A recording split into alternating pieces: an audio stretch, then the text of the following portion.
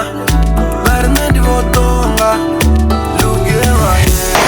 ninjas, how are you guys doing? It's your girl Owamie, and welcome back to another episode of To Hell and Back.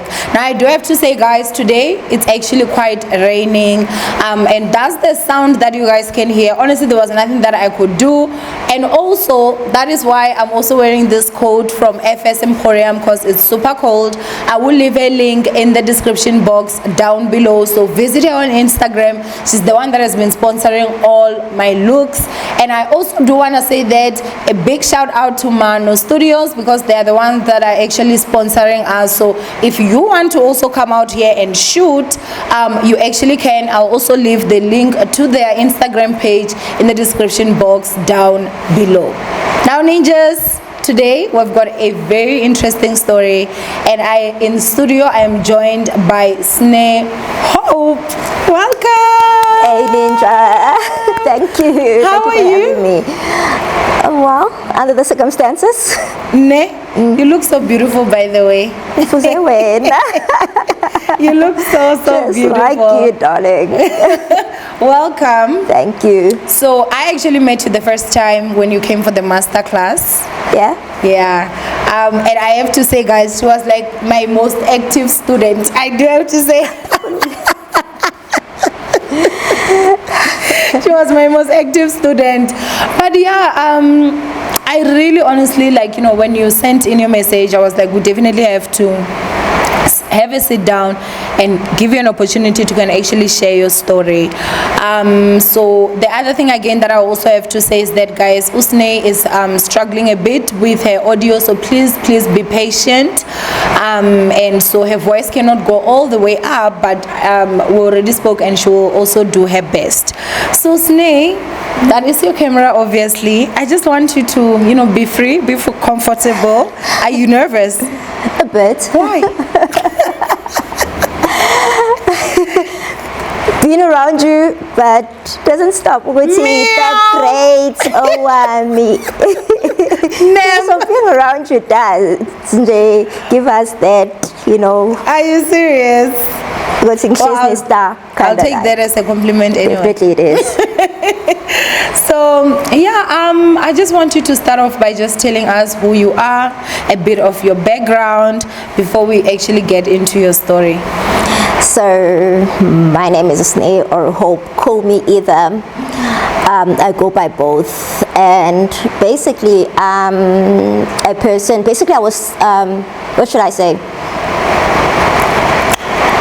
I was based in Joburg for the longest time, and came 2020, COVID hit. I lost the only parents I had left, and it forced me to up and move back because my mother was the only person at home. And at some points, I can't be single forever, and I thought I don't want to be. I don't want to be in a long-distance relationship again. So I was like, hey, let's see what happens in this small town that I live in. 2021, I met somebody, and things happened, you know, as expected. We ended up in a relationship. Or how the guy won my heart rather, there were two contenders at that time. In 2020. This is 2021. Oh, 2021, yes. Yeah. There were two contenders. One was in high school. Oh gosh, I knew the guy in 2021. I had known him for 20 years. And he had the 20 years he's always been asking me out. However, I thought I did kind of see where it might be, and it turned out to go to, you know, this is not the relationship. The guy in question today, he swept me off my feet. Is it? Yeah, the attention that we all love so much. Yeah. That's why I'm here. Okay. Yeah. Absolutely. Okay. So just maybe to get back a little bit into your background, Where were you born? Were you born in Gauteng? You know, if you are comfortable to share, how old are you? If you're saying you've known someone for 20 years and you still look 20, you know, No. that's a shock. No, I'm not going to tell my age. Okay. I am old enough. Is it? I am the mamkhulu of the family. Are you the firstborn? No, but I'm one of the older generations in the family. Okay. Yes, from my mother, I am the oldest. Okay. But I'm one of the oldest from the family, and I love the title Umamkhulu. the cool mother, most. Yeah, the good mother. So no, I'm not. I'm far over. I'm not 20 at all. So Owamie did say that, guys. I am struggling with this speech. I get it and then lose it. Okay. So, but no, I was not born here. I was born in KZN. Currently, kind of all over KZN because of what's happening in my life for my own safety. Not actually over KZN, considering the fact that I also have to come to Joburg, to Gauteng. So yes, I'm kind of all over the place, kind of now, yeah. So yeah, that's it. Okay. So you actually did say that you had two contestants, and then you said that the one you knew for 20 years, and he has always wanted you and sweeps you off your feet. No, it's the other one, the new one that I just met the other day. The other one you just met the new day. The other day. When is the other day? It was we started dating less than a week after we met. When was that? In 2021 September. So are you still with him since 2021? No, that's why I'm here. Okay. We had a relationship of 4 or 5 months. Okay. And I've been to hell. Not and sure back. Not whether, but I am making being alive on its own. It means I'm back. Yeah, definitely.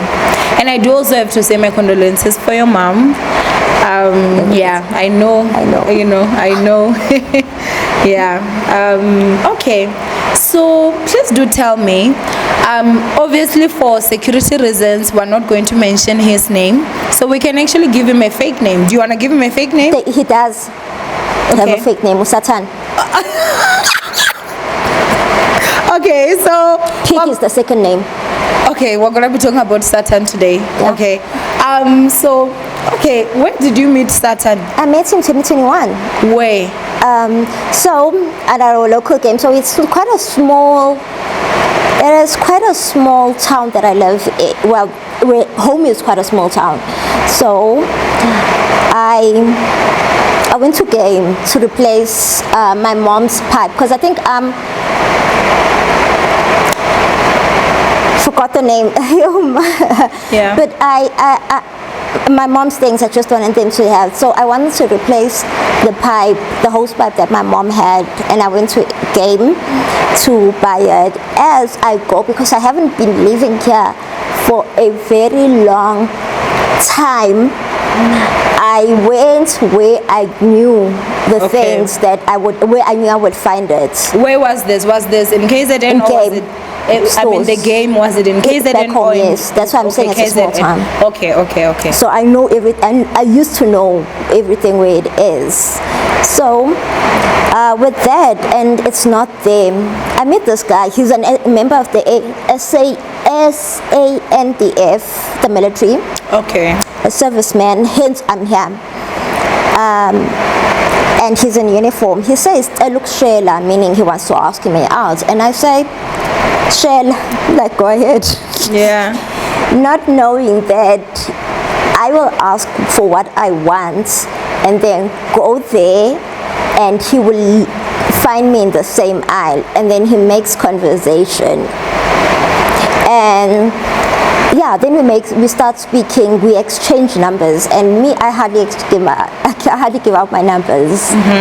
And then I'm like,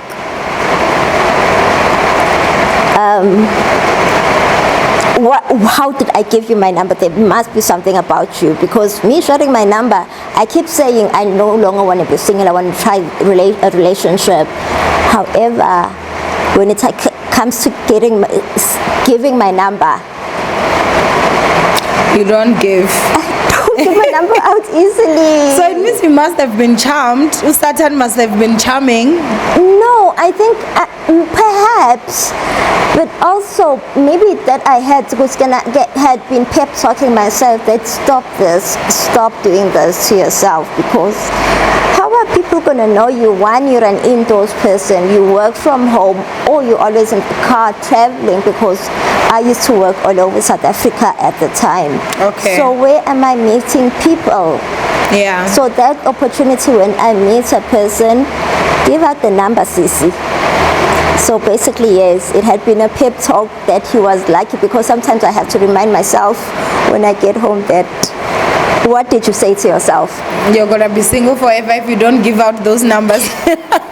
So you say that you and Satan basically dated for 5 months? Yeah. Okay, so from the day that you exchanged phone numbers, when was the next time that you actually met? 2 days later. 2 days later. Did you go on a date? A very awkward date that I'm not. But it was perfect for me for the day. Yeah. Where did you go? It's a small town, I said. Did you go like where, Chichisenyam or something? No, I didn't know. So where did you go? McDonald's? No. Let's skip that part. You went to his house? I mean, listen, no shame, no game. No shame. The first time ever, never. So his house. So no, it was my cousin's wedding. Okay. And he's leaving. Actually, it was 3 days later. Okay. It was 3 days later that we met.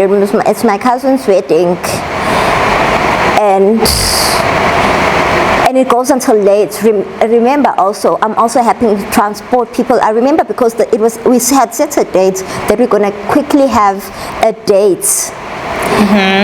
And when I transported the people that were in my car from, I think, to the destination, to where the wedding was, to the reception venue, and I quickly went and see him. So it was never going to be at his house.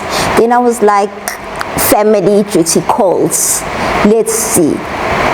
I am tired. I mean, black weddings. So did he come to the wedding? Who invited him? Who is Then, he? like, when you met, where did you meet? I went to where we were supposed to. It was a restaurant that we were supposed to go where we were supposed to go have our dates. Okay. And then I was like, no, we can't. I remember I went to my sister's house, which is close by. He followed me, and I mean, it was kind of, when there's hasn't been action for a very long time. I mean, like that, it was nothing.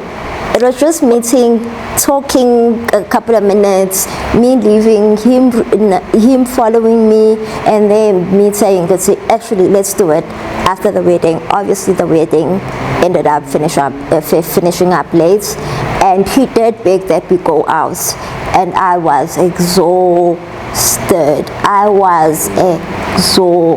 So I was like, no, I don't have the energy to go out. Okay. Plus, the way that I was wearing at night did not accommodate for a date. For a date. Okay. So, at night especially. Okay, so how would you describe the 4 months or the 5 months that you were in a relationship with him? Would you guys like see each other frequently? How was it? Was it a long distance? Unfortunately, I jumped into what I said I do not want. He was leaving for deployment.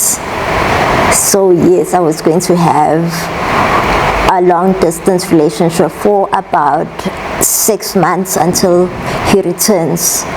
Honestly, and I'm going to be very honest, Honestly, I thought, here's me getting my because obviously then he wanted when I was like just sleeping, and I decided, I'm having my first one night stand in my entire years of living. This is my first. I've never judged one night stand. I always said I'm not having, because 6 months, and I want a relationship. So you were like, Satan, let me taste you before you go. Let me just have it this once. And I also thought, this is what most guys do, really. So never that I think he would be away and still, continue with, pursuing me. Okay, so he got deployed for 6 months. He was supposed to be deployed for 6 months. He left. Okay, so he left. Did he get deployed? He did get deployed. For how many months? So he first gets deployed to your board. Messina. Yes. Okay. He first gets deployed to Messina, and then Lady Brand is short of staff, deployment staff, and he goes and he says to be closer to me. Okay, wait. So he left KZN to Messina. Yes. You're in KZN, and then from Messina, where did he go? A couple of, was it two weeks into his deployment, he goes to Lady Brand, which is in the Free State. Okay. Yes, okay. The border of Lesotho and South Africa. Okay, so at that time you guys are basically in a relationship, you're communicating. Perfect relationship. Okay, so then what happens? So first, and then I finished with the project that I'm doing, which was not far from home. It was traveling, and then I'm kind of like, okay, then once I'm almost finished, I need to, so I had been to Durban the previous weekend,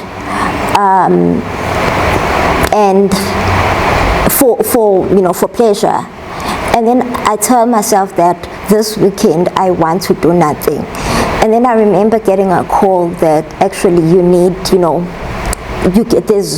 there's work, and we are communicating from Durban, so you need to come to Durban. I tell him that Saturday I need to, and he says like, oh, okay, because we just got to know each other. So you love Durban? No, I don't love Durban. Durban is my other home, my paternal home, if I may say so. Durban is home. You can't say it's, for most people for some people rather, it's a holiday destination. For me, it's home. Okay. Then I tell him, not really, especially this weekend. This weekend was for me to relax and do absolutely nothing. Because I didn't want this, the Saturday morning, he calls me. And then I tell him that, then he asked me, what are you doing today? Then I said, if you reminded me, I need to leave. Let me get in contact with this person, with this guy. I said, jealousy out of the roof. So Satan was jealous. Yes. So just to clarify a bit, what job were you doing? Can I escape that? So basically it was a job that needed me it was a job that needed me. So basically I was contract based. Okay. In the construction sector. Okay. Yeah. No, we didn't want the company. We just wanted, what you were doing. Okay, that's fine. So you were supposed to travel to Durban. This was for the second time, because the first time you went there to relax. It was the second week. The second week. Yeah. Okay. And then this time it had to do with work, and then he was now jealous. When I tell him, let me contact this guy, let me text this guy or something, because I'm on a call with him, so I can just text while I'm with him on the call, while I'm on a call with him. So I was just like, let me take this guy to finalize what's happening. Yeah. And then he gets jealous, and he tells me a whole lot of stuff. This is a month in. Okay. I put him where he is. He obviously, this is too early. He sees that he sees where he went wrong, and he calls himself to order. and he apologizes. He just got jealous. He plays around that I'm from the rural areas. I'm not used to this. I don't know this. I remember I have to tell because unfortunately my surrounding, my work, my friends, since the beginning, there's a friend of mine, a male friend, who says we were friends. Actually, not that, we were friends even before we went to preschool. We are still friends. So I tend to have a relationship with males. I always gravitate towards males. So I always have to tell people, "Good lalela, coming into my life, there are people that are not going anyway. So if you are jealous." So where was Satan from? Which province? He is also from KZN. So he's also Zulu. He's Zulu. Okay. So yes, he's Zulu. So so he has an outburst basically, and then after that he apologizes, and then you guys are fine. And then what happens next? We are fine. For the duration of that trip, uthando lusha. You love some. We are here. A video call him Takabao. Okay. And then after that, you came back obviously from Durban. Yeah, I mean, like for the next month again, for less than a month. But the thing is, I am hooked here. When they tell you, the thing is, this guy was not going to. He was love bombing me, basically. He love bombed me so much. I mean, that with narcissists or people who have a hidden agenda, they know that we women, at the end of the day, we may say we want money. That's what I say every day, money, none. But when it comes to the actual facts of things, give me attention. It's all I want. Yeah.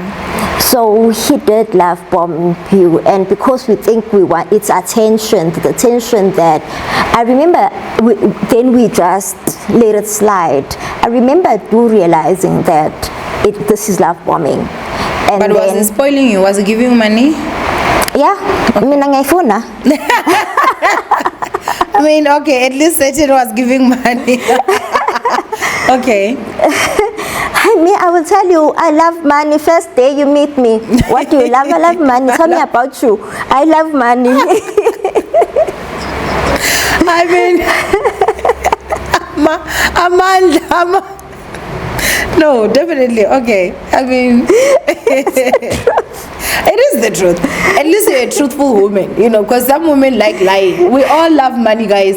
Doesn't matter. Whichever woman give your women money for a man, we all love it. They lie to you. They lie. They lie to you and say they don't love money. They try. The thing is, most women are conditioned to win men over. It's a lie. Yeah, we love money, guys. We love money with all our things.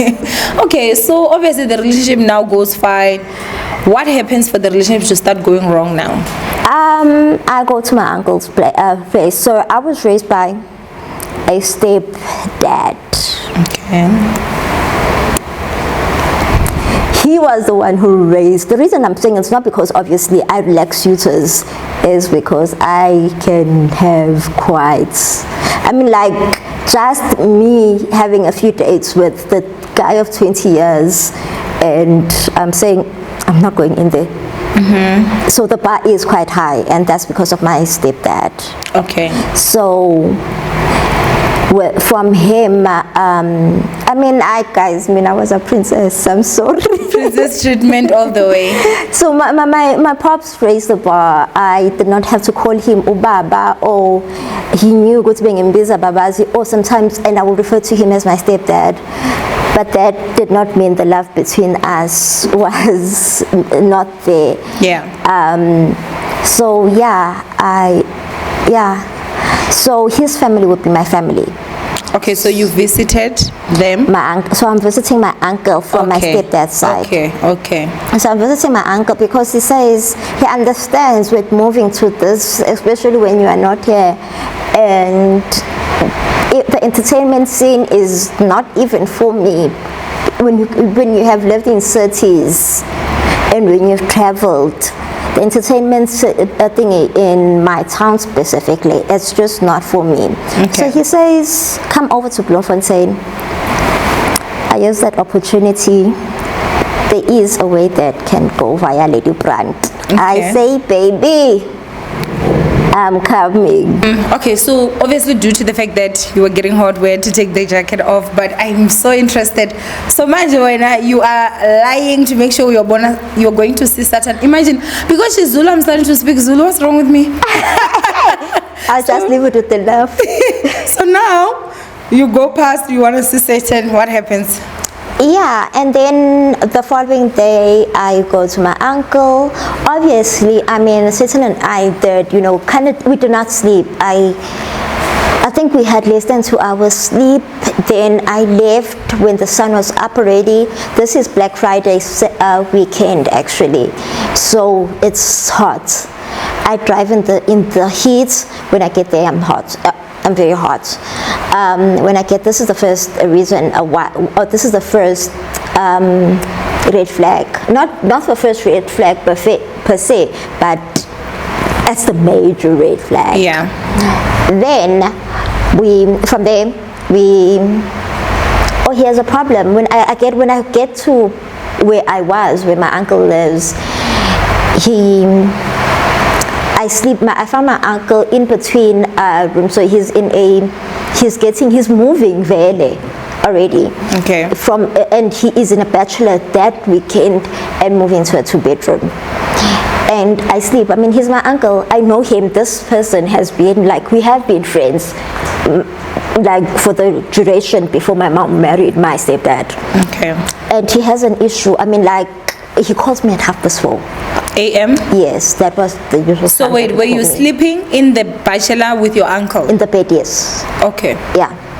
And then our other cousin was sleeping. Was he older than you? Yeah, he is much older than me. He he was my uncle that used to make the reports happen when we were younger, okay, introduce us to things. So he's the cool uncle. Okay.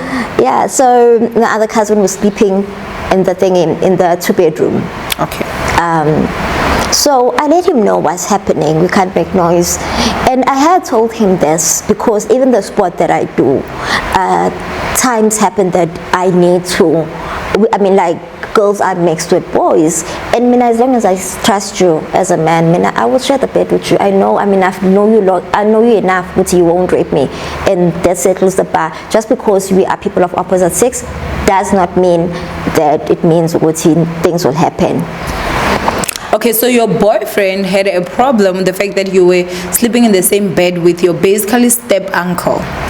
With my uncle. With your uncle. Yeah, let's just say yes, his step from uncle. From your stepdad's side. Okay, that's fine. Okay. Yeah, so he starts putting blood into it. Pella, he's not your real blood. So, long story short, we ended up, that actually never ended.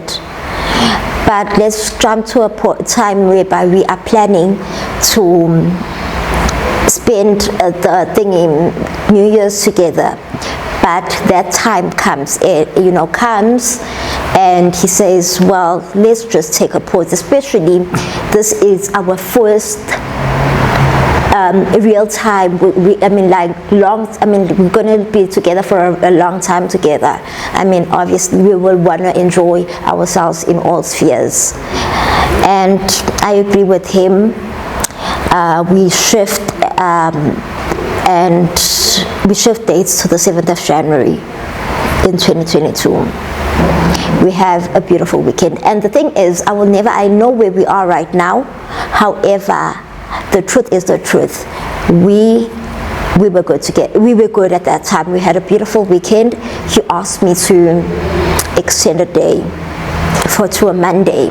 And Tuesday I had work commitments in Joburg.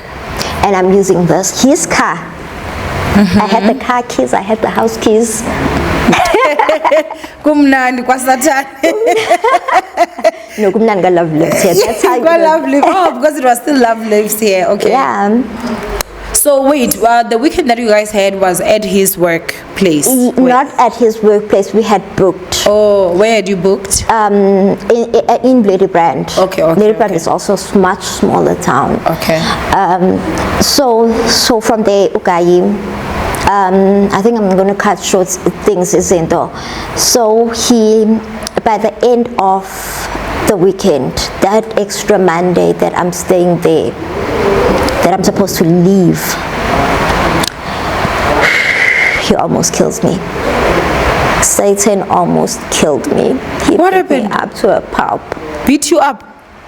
He doesn't. Let's give him his way, because he knows my every movement, so he's gonna watch this. No, so let's give him his way. He did not beat me up. He tortured me almost to death.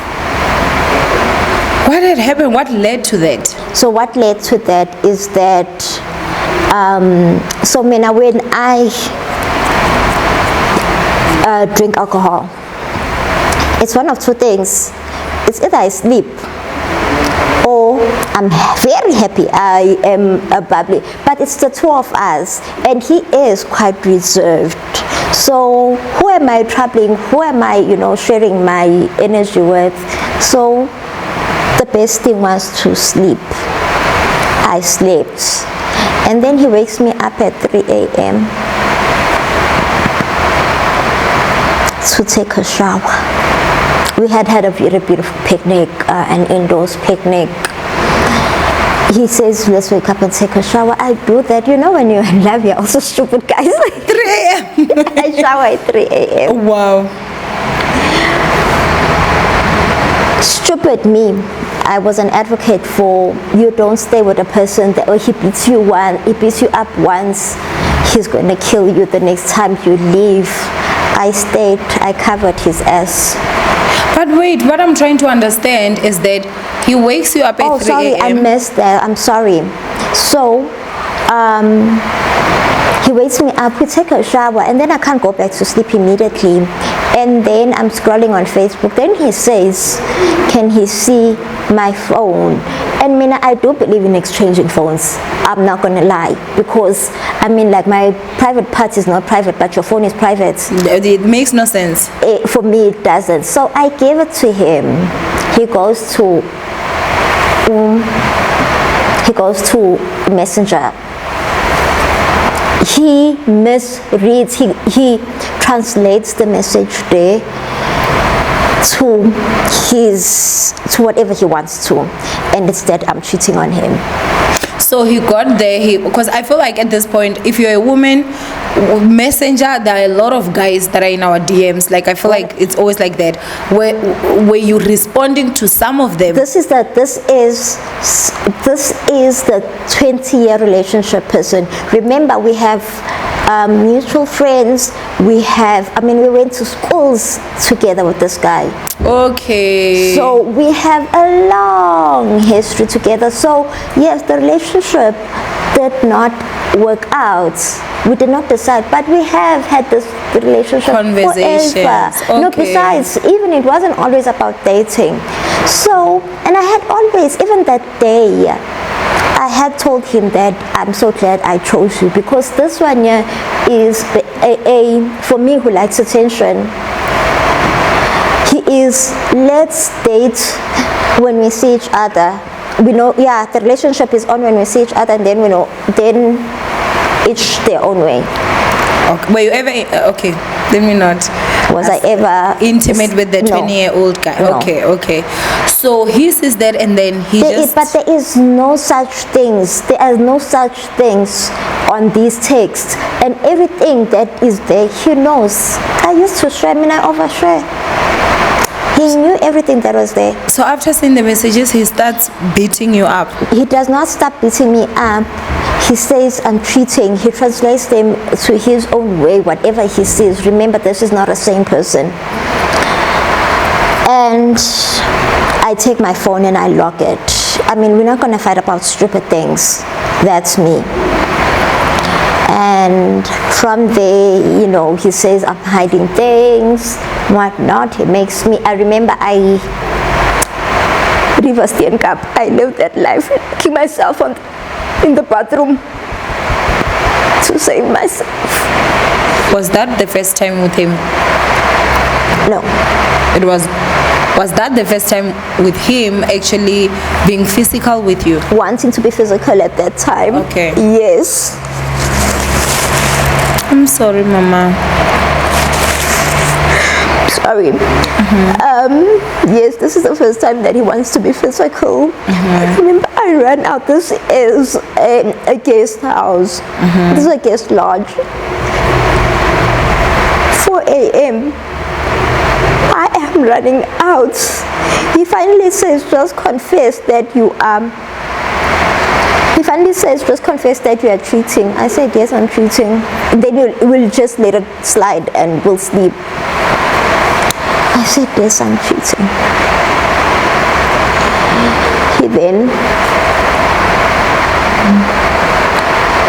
He then says, oh, then yeah, that's okay, fine. That the guy not torturing me. Remember, he has military training. Yeah. Did he not torture me? I remember, yes, finally I have a diagnosis. It is brain related. I remember I felt my brain. I remember saying, I need my brain to work. I need to put food on the table for my family.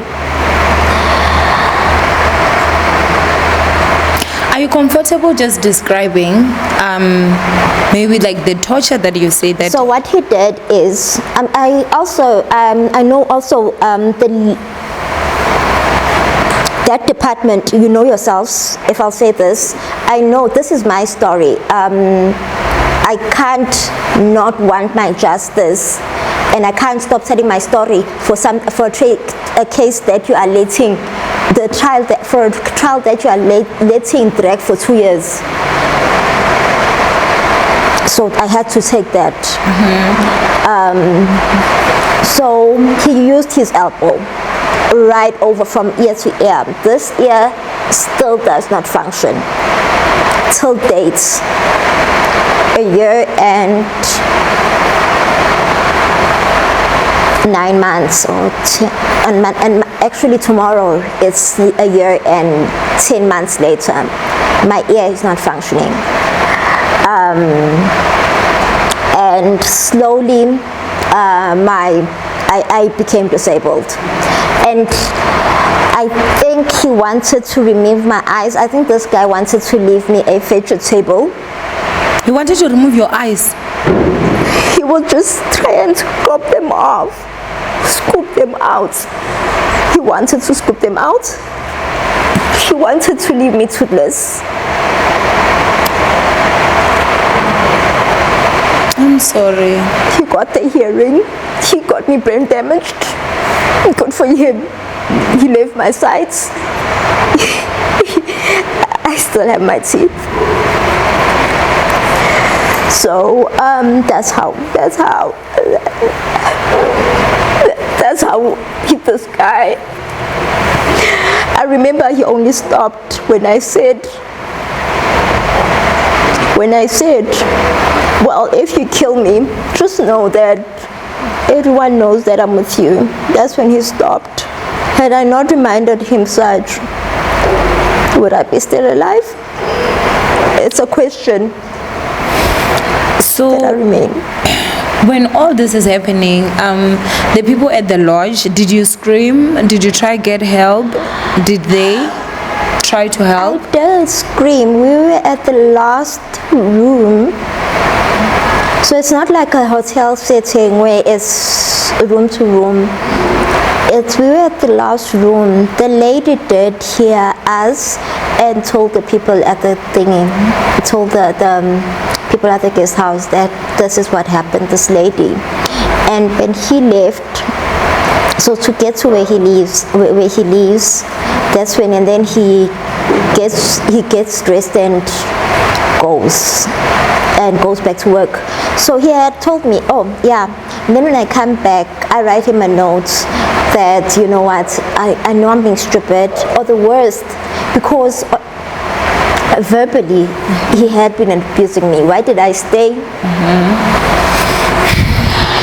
Who would be telling the story? I mean, I think that also is just that thing of, you know, when someone is verbally abusive and they're like, oh, I'm sorry, you know, they try to apologize and stuff. You just, you know, you think of giving them a second chance. So, I really don't know. I was against that. But again, no, maybe it had never been somebody that I had fallen so much for, because my legs carried me out very quickly. Out of a relationship, that is. So the people from the guest house come, and then they ask me what's wrong. I say it's an allergy.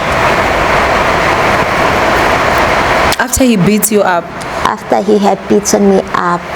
No, after he had tortured me. Yeah, after he had tortured you. Yeah, almost to death. Then he says, yeah, basically that's what he said. That's what I said. I took him back to the base, and then I had to protect him. You know, when you're in a relationship with a person, y'all share your goals. He had told me why he's in this deployment, what he hopes to achieve, and he had also let me know that being out here, they are supposed, when they're in deployment, they're supposed to be at base full time, except when they have permission. So the love of my life was, and I was stupid. I understood, because he had said, I beat you up because I love you too much. I say, a wife in you, I want you to be my wife. Doesn't make sense to me. Didn't make sense to me before that day. It didn't. I listened to it. I go back home. No, actually, he doesn't want me to go back home. He makes me stay there out of my own expense. He said, promises to pay me. So today, he hasn't paid me. So he wanted you to stay at his place where? No, at this lodge. Okay. At this guest house. Yeah. So from dropping him off, he said you should go and stay at the Airbnb or the guest house. Yeah. For how many days? I came back that day. I think I want to leave the following day. As I'm packing into the car, he doesn't want me to leave, but I'm leaving. He's talking about his car. There's a license with this that comes. I'm trying to cut it short. This guy tells me, he has stolen my laptop back. Valued at, this is not the only thing. The laptops are not the only thing, but they're the most valued. But there are some valuable things in the bag. A laptop, one was just 15,000, the other was 20K. So the laptop bags had the laptops inside? And other things. And other things inside. Yes. So when he stole that, did he steal these things when you guys left the guest house? When he hit me, he says, give me 15,000 rand. I consider giving to me, and then my mind worked for a second. At least there my mind worked. Then I'm like, why am I giving you money? Then I'm saying, allow me to go to work first, then I can pay you. So wait, he's beating you because he claims you're cheating on him, but he wants 15,000 rands from you. What? Make it make sense.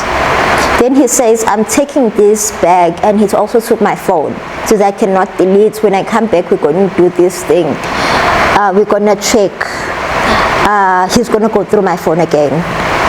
I decide, I sleep.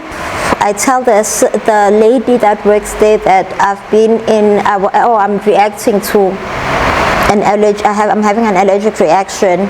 But what I do, this was the smartest thing.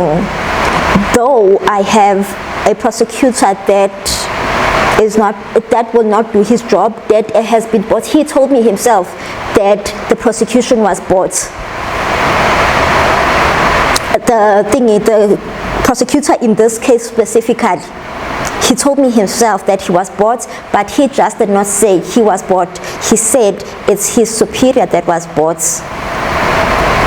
I'm learning the lies of this person, of this prosecutor.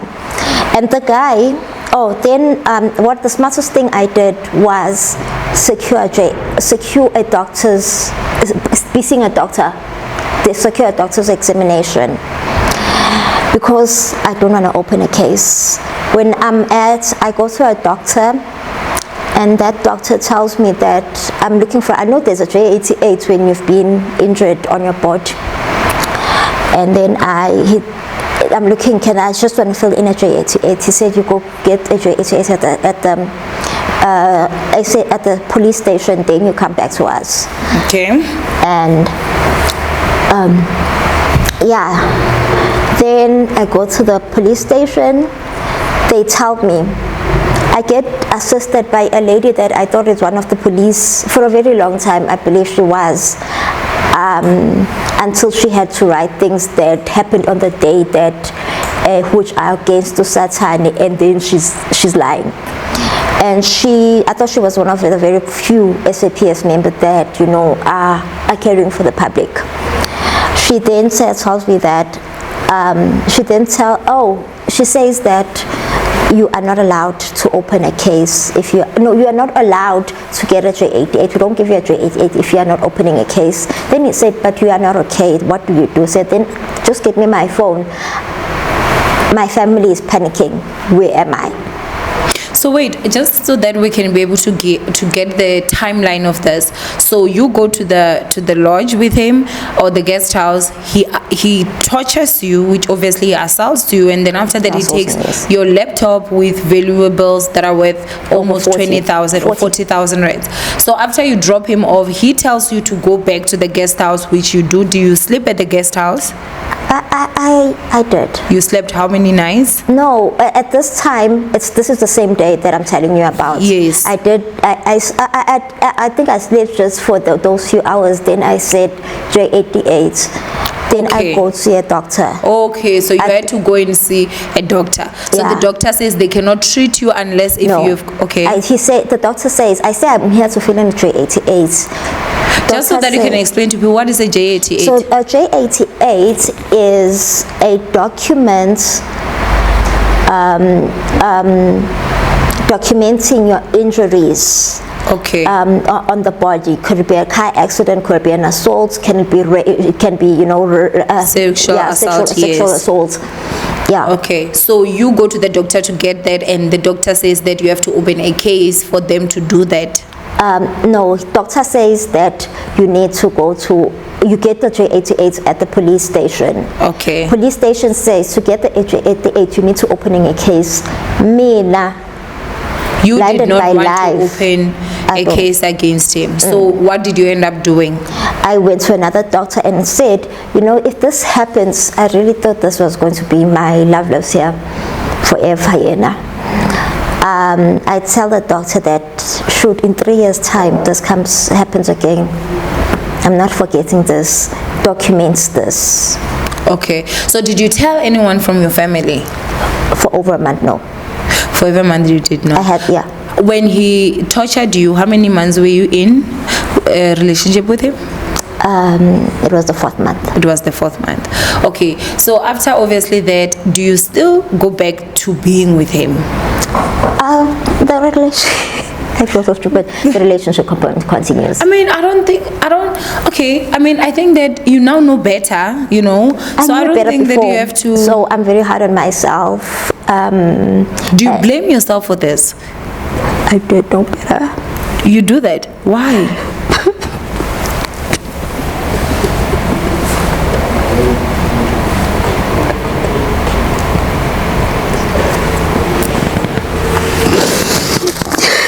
I'm sorry. Why do you blame yourself, Mama? You do understand that you are a victim, or you were a victim, right? My best friend was in an abusive relationship for years. There's only one song I was singing, Get Out, Come Back Home. I knew better. Then I need to leave. What do? I protect him. So I came back, I told my family. That best friend actually called me on the day. She laughed at me, said, "You're so ugly." She said you're so ugly. Because of the skies. Were you swollen? That's what I wanted to ask. I was swollen. Okay. And then it went to black ones, but that time I was just swollen. Yeah, that best friend and my sisters were constantly also on video call. I told them I was in a car accident. But what kind of, yes, I did he did also pinch me, my stomach, but the thing I think what I forgot to mention at the doctors was the lower part of the body, but this part up, from the pelvis up, it is recorded, because I couldn't even walk upright. I remember I needed to use to drive, and then I need to drive back, and I'm in pain even when I was driving. Then I couldn't even change the gears, and it's a manual car. It was so painful. I lived in hell and I protected him. It's a car accident. So everyone around you thought it was a car accident? Yeah, and that time I'm busy asking him to be remorseful. Guys, what is in this love thing? But then was he remorseful? He wasn't. That's why I finally went and opened the case. And it was like, this person knows what he has done. And so let's just let me give it, let's have it your way. I mean, like, a man is there to lead in the relationship. I'm trying to advise you, but okay, let's go your way, lead me. So I went and opened the case. I opened the case. It was too late when I opened the case, because we began by trying to have this thing of South African police. When you say you're here to open an assault case, they say go and mediate first. They act like you mediate. That was first. So this is when they hit me in front of that female police officer that I thought the world of. He hit me in front of a police officer. Wait, he came to the police station? No, we went to him. Myself and the police officer. So you went to him with a female police officer? Yeah. It was just the two of you? It was just the two of us. So that was for you guys for the police officer to mediate. So you went to the police station to open a case. They say that you need to mediate, and then they get a female police officer to go to a soldier that is a male, that you are here saying that he has assaulted you, and you were not even accompanied by a male police officer? By a squad. Actually, that is the same police officer that, because I took her number, because from how she was good with me, she gave me her number actually. So I was calling her and I told her, actually, I'm here, this is what she wasn't even on duty. And then when I got to the police station, she explained, because she knew the story, to the sergeant that was on duty. Then the surgeon says, do this, go and mediate the two of them at the base. She wasn't even on duty.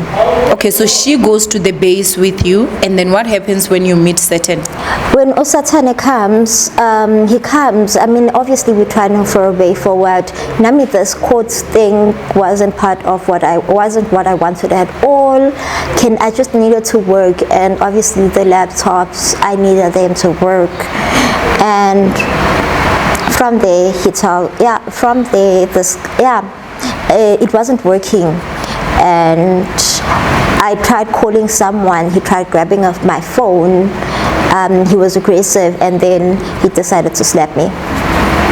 And then what happens after he slaps you? The police officer does not respond. I dug. She talks like, no, you can't do that, especially in front of me. I dug, and his name, actually, I don't remember. It was this.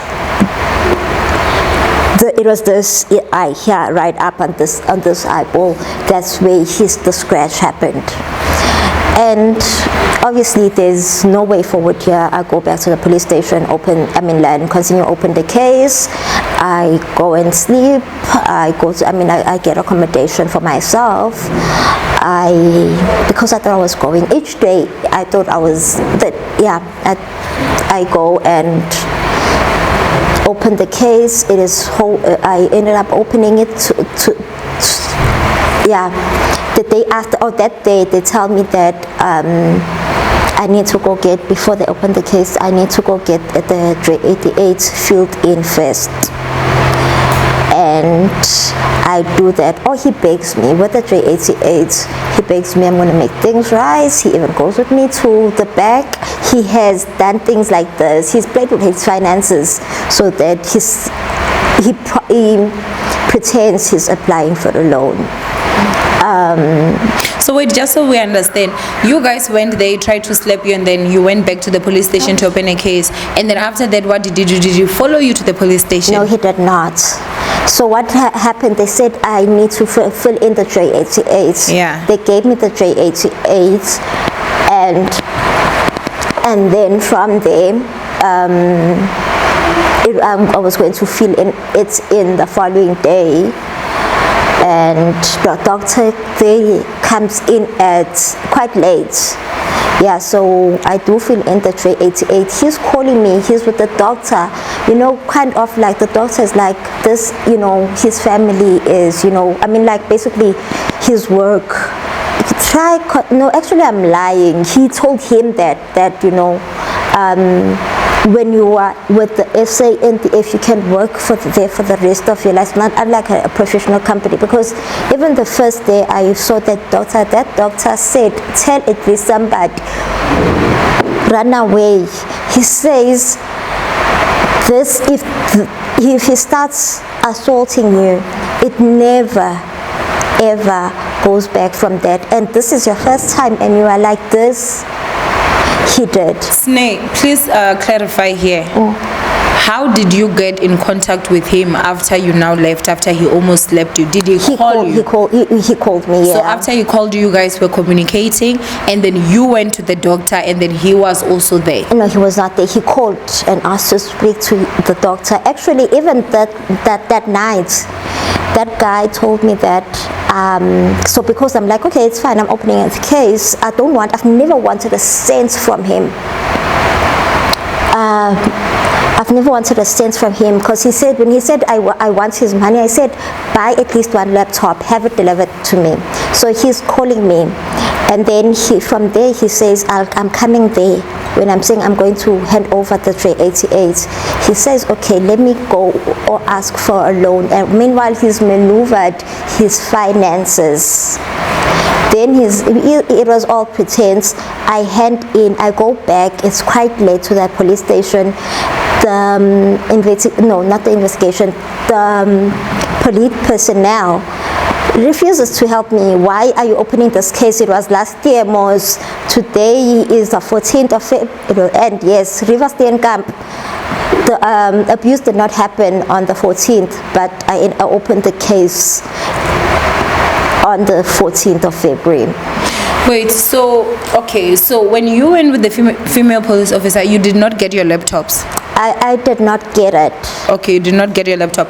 And then, so the case you opened a year after the assault happened? No, a month. A month, okay. So 35 days the police officer was refusing to open the case because she's saying that it's been a month. Or he was saying that it's been a month. Yes. Do better with your people. And then he writes, okay, then he refuses, and I'm there. I need to open a case. It should have been opened yesterday, and to be told, last night, and I could have been told that just bring in the 388s.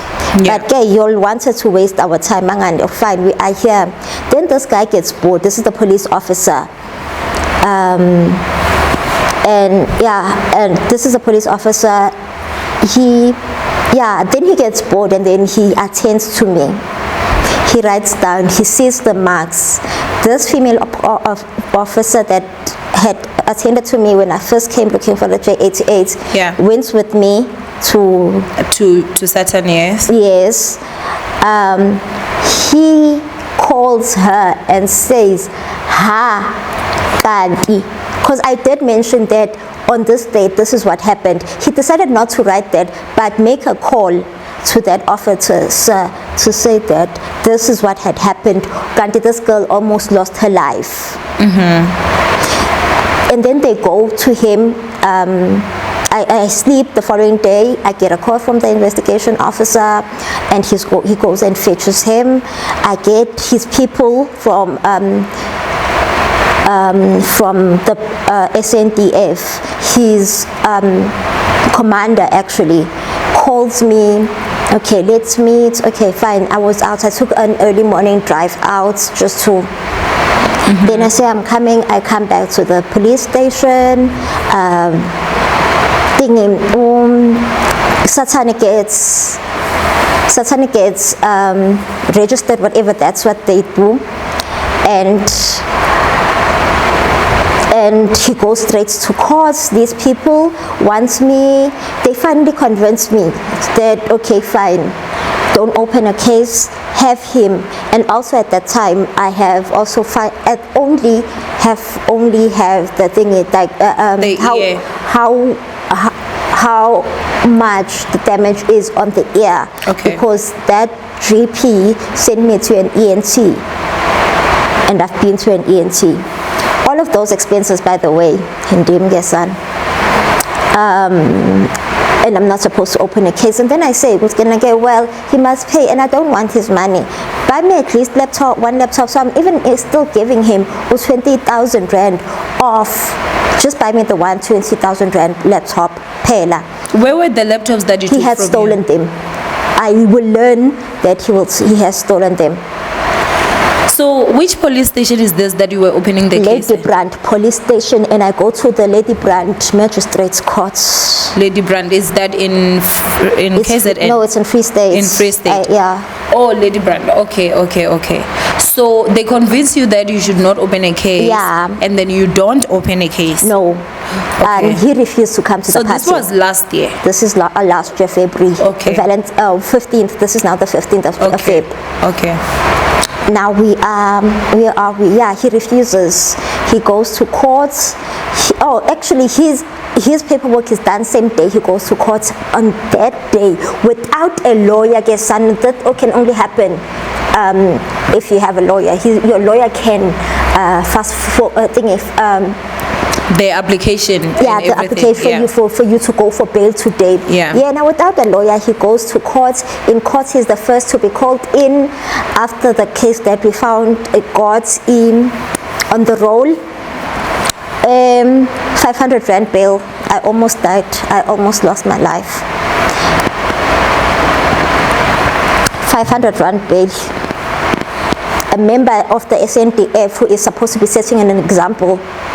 They have camps whereby they are taught about what to do and what not to do.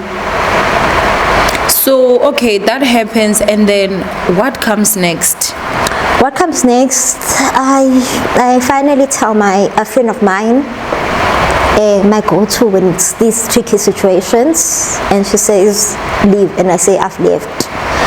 I tell my mother, my aunt, Mamman. I have two mothers. Yeah. I tell my aunt, my mom. Yeah, I call her my mom too. I tell her, and yeah.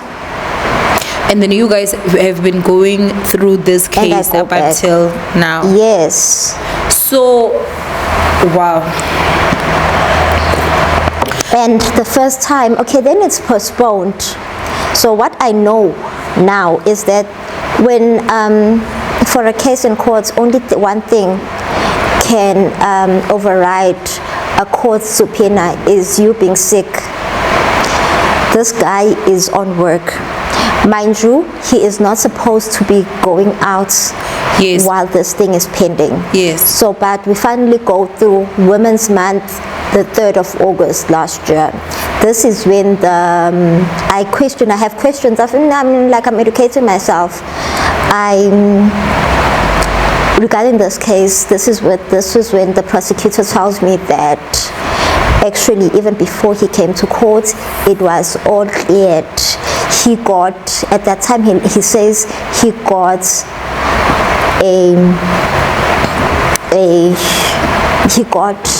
it was his superior.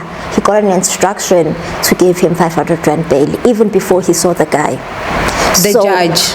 No, not the judge. It's a magistrate in the magistrate's court, and this is the prosecutor. Prosecutor is supposed to be from me.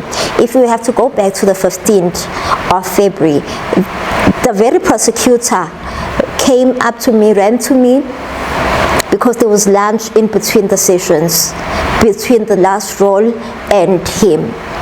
priority. And he's prioritized. Okay. He comes to me and begs me to withdraw that case. And a prosecutor is supposed to be on my side. So the prosecutor comes to you to beg you to withdraw the case. Yes. That is sick. Yes, actually, also the following day. The assault happened on the 10th of January. On the 11th of January, bleeding. My ear, I think it was perforated. My wax was. My wax was on the pillow, blood was on the pillow. He sexually assaulted me.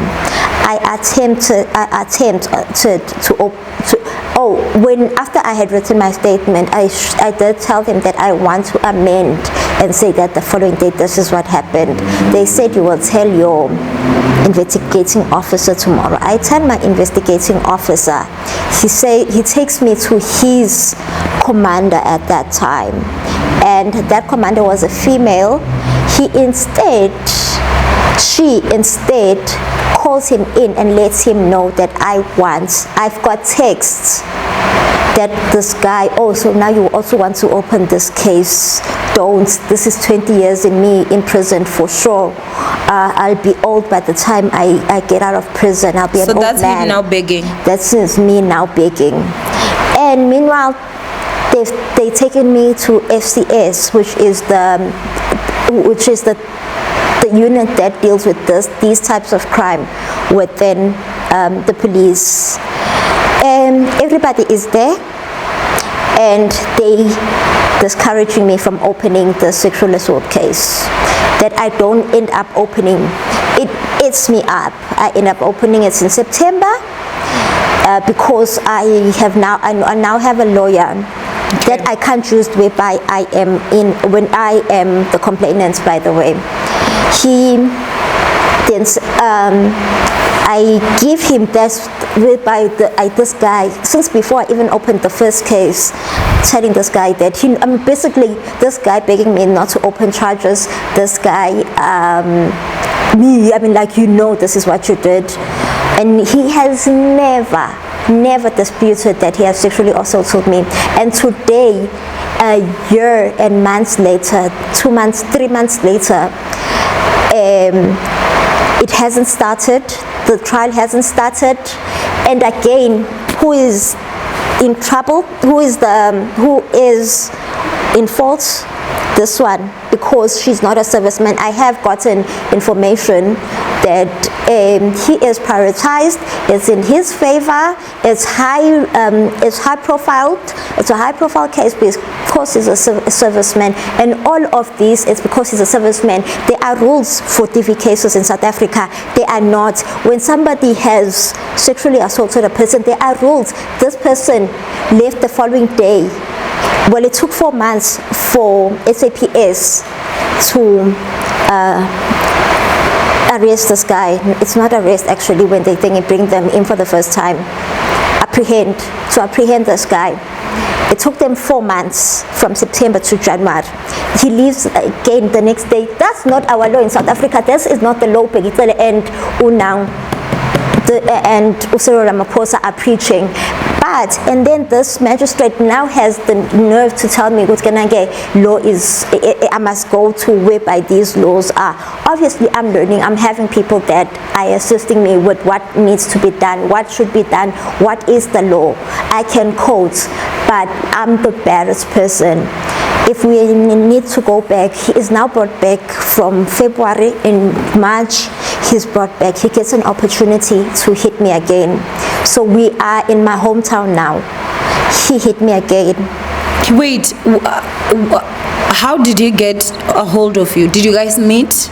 Yes, we met. So you went to meet up with him, and then again. So now, what was the reason for him hitting you? It is something that I don't feel comfortable sharing. But it was a deep thing, because also that so far it's not working. So until I've started with that, then I can openly speak about it. There was previous circumstances that needed me to see him and discuss. So he took that opportunity to hit me again.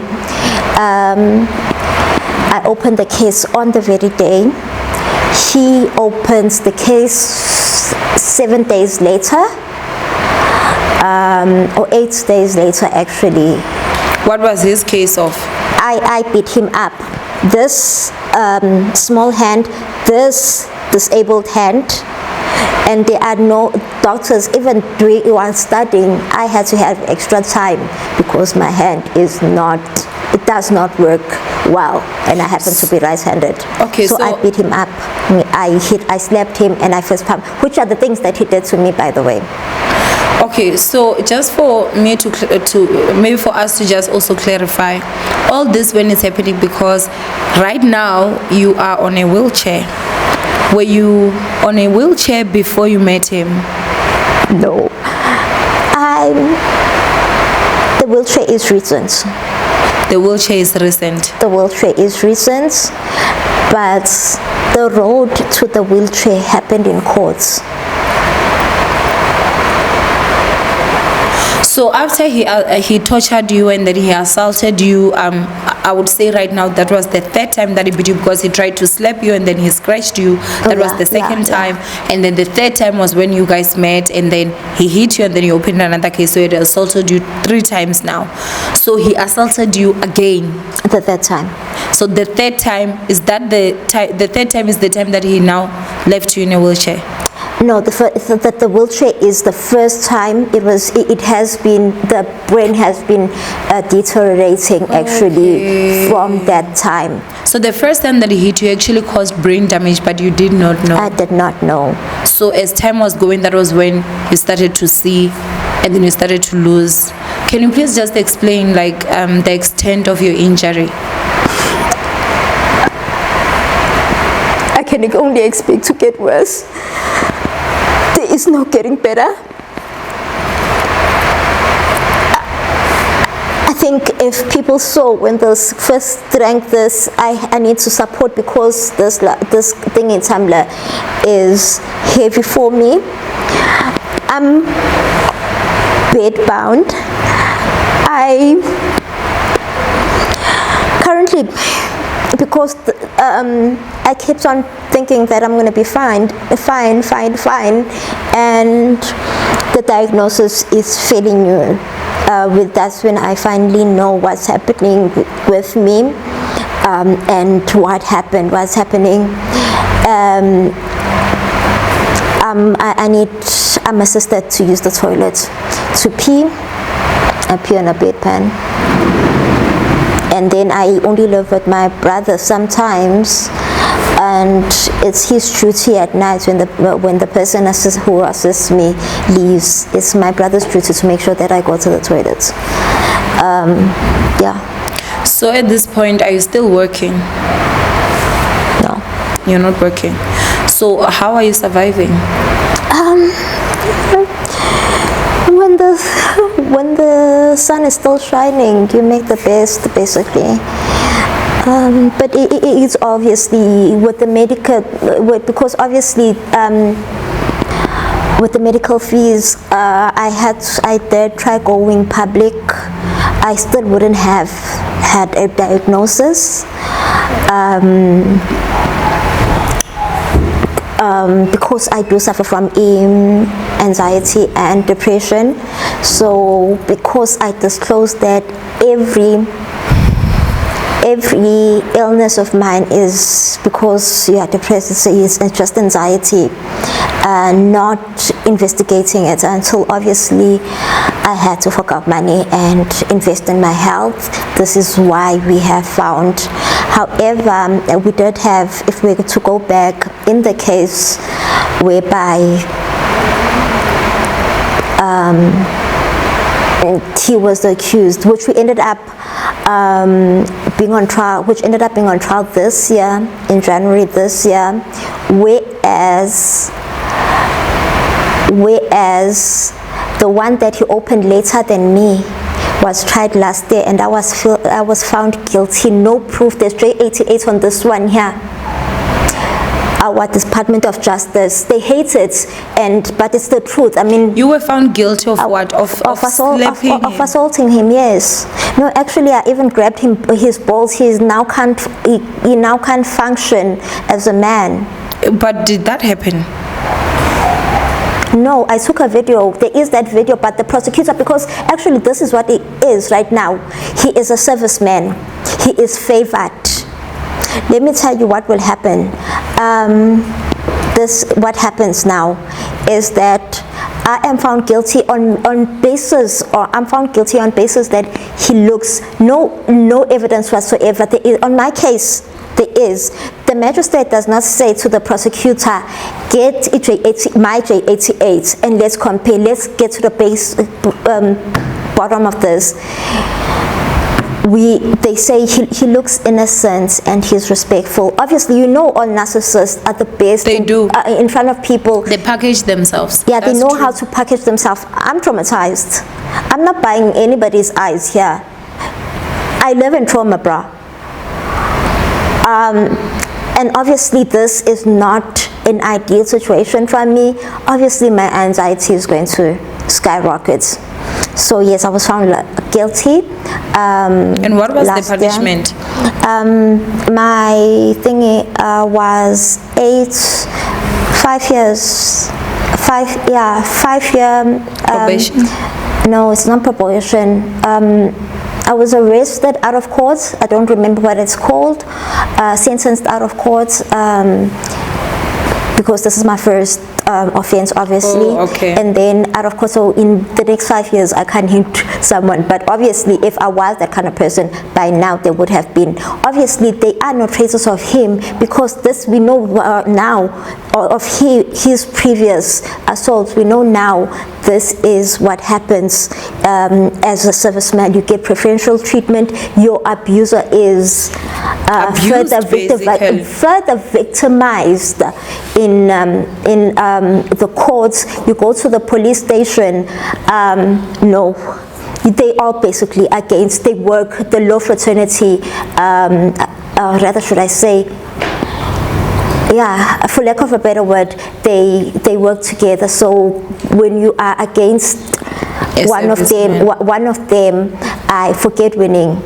And unfortunately, it happened while I was in trial this year that I was in a car wash, and this person, the table next to us, was saying, if you get assaulted by if you have a case against with a soldier, they can even kill you. Forget by a soldier, that's what they said. Forget about getting your justice. And I'm living that. I'm seeing proof.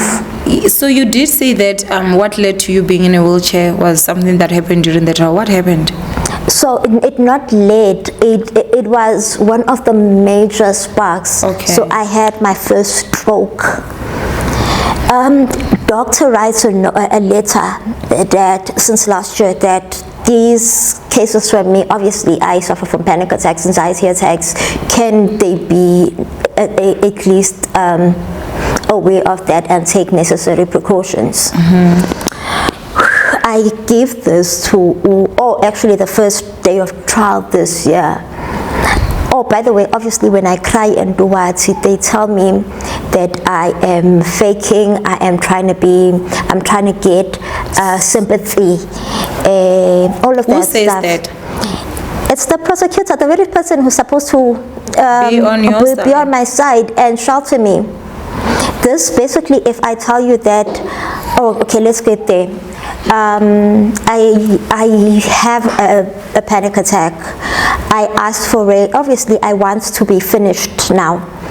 I want these things to be done. I have hope in the justice system. So far, it has not served me, but I still do have hope. So one of the times is also she did take me to a social worker of the court she does say that let's use an excluded thing, a different room for me. She doesn't.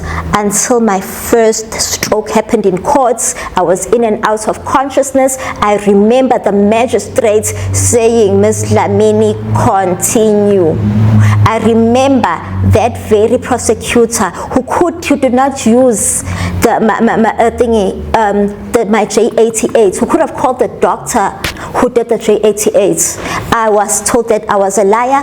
I want these things. So just because I was found guilty, this is a counter-attack when I had opened the case first. Okay, so do you have a protection order against certain?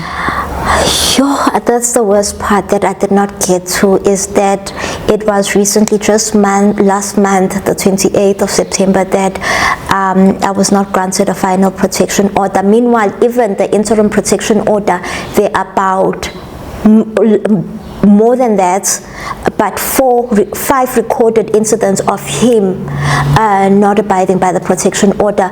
But no, at the end of the day, I was not granted a protection order. A final protection order. He has promised to kill me. He promised to kill me. There is a witness.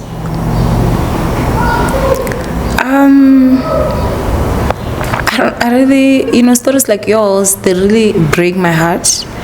And the reason for that is just because I feel like the justice system fails us as women most of the times, and this is the reason why we've got such a high rate of women being killed in this country. Because even when you try to get help, it's not, majority of the time you're not gonna get that help. They are still going to put your life in danger. And I think that with you, the part for me that really just breaks my heart as well is the fact that I saw you in June. I wasn't as bad. You were doing a lot better than what I see here today. It was deteriorating, but it was still not as it horrible. is now. And so the doctors recently, obviously, as you said, diagnosed you with brain damage. Did they say that it is continuous? It's progressing. It's progressing. Yeah. They can't even lie to me. Well, I can sue them and I'm not getting better, so Yeah. obviously they're telling me the truth. They're telling you the truth. You went to this guy and you guys were fine. The first time that he assaulted you or tortured you, unfortunately, he left you with brain damage. Correct. You should never blame yourself for that, because you did not know. That could have been anyone. I also could meet a guy, Lord forbid, and that's something that happens. And so I really just want you to know that none of this is your fault. You are not responsible for any of this. I do also think that it is also very important that whatever training that the guys that are in the military actually faces, most of them, they also have trauma. And I think that is something that they need to understand, that there's something called PTSD, that a lot of these guys, they struggle. I've seen documentaries of military wives that are highly abused, and these guys are highly trained. They're very skillful in knowing how to actually do what can leave you brain damage. Exactly. Could have possibly killed me. He could have possibly killed you. I am really so sorry for that. I think that right now, when are you going back to court? I just received an SMS and I was here. I'm not sure whether I'm needed in court, but the 28th of November. The 28th of November, you have to go back to court. Yeah.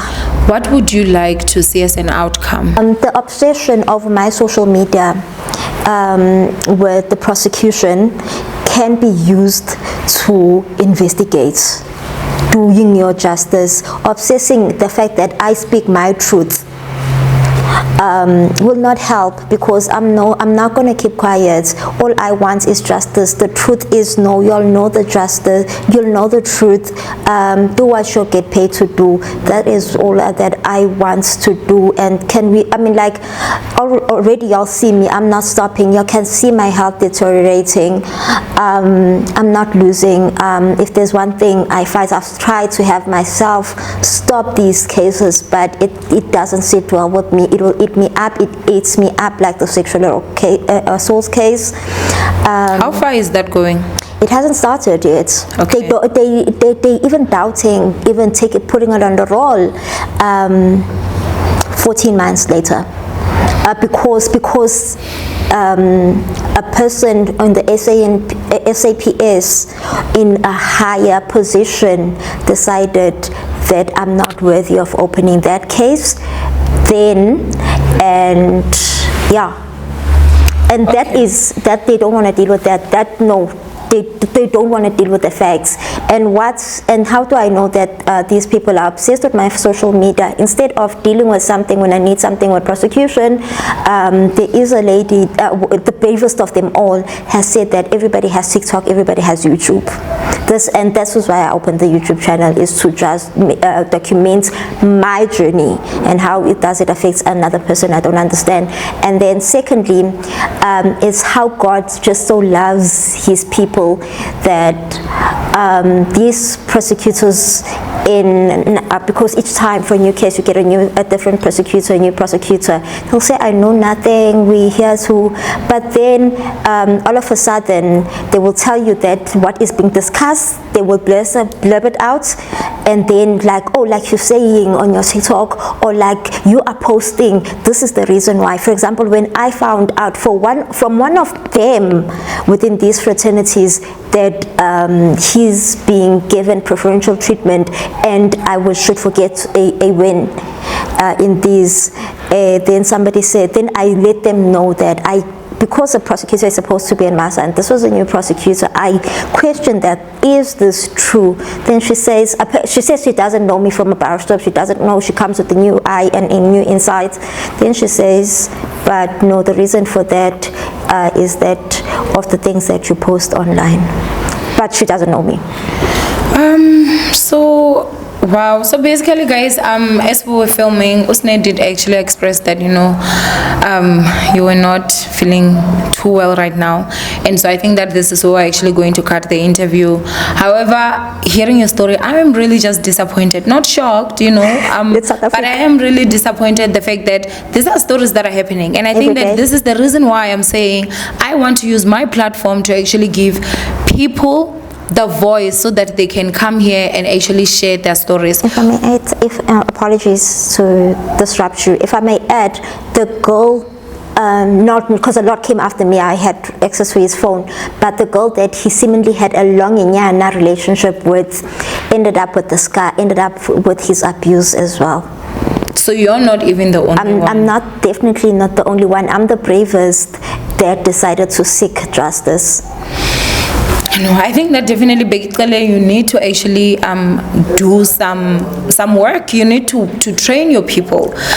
You need to train your people, especially when it comes to GBV cases, especially when it also has to do with, you know, the men that are actually in service. So basically, Ninjas, Usne has got a YouTube channel. I will leave your link in the description box down below. If you guys would just like to get the full story and hear obviously documentary, you can actually go to her channel. As I said, the link will be in the description box down below. If you'd also like to assist her, as of course I'm sure in the beginning I will have also put sort of like a banner. We do have an account number. I'm sure I'm gonna put it here on the screen. Please do send the money, and then we'll basically sit down and we'll see how we can actually help you going forth. So again, as I'm saying guys, we have to cut the interview, even though I know that it's long, but I know that I was still interested. I'm sure that you guys were also still interested. But anyway, you do have a YouTube channel as well, so I'm sure that you'll also continue from that side. Thank you so much for actually coming in and sharing your story, and I am really so sorry that you're actually going through all this. I do pray that you will get healing. And I also want to say that, Ninjas, if you are a lawyer, can you please come to my DMs? If you're someone that is willing to actually help Usne pro bono, please do come to my DMs and let's see how we can help her. I think that she can literally take any legal advice. If you're closer to that side and you are willing to take this case pro bono, we would obviously really appreciate it, and that's why this platform is here, so that we can help each other. Basically, from Owamie, I love you guys so much. Stay blessed, and this is us signing out. You can say goodbye from that. Bye, ninjas. Bye, ninjas.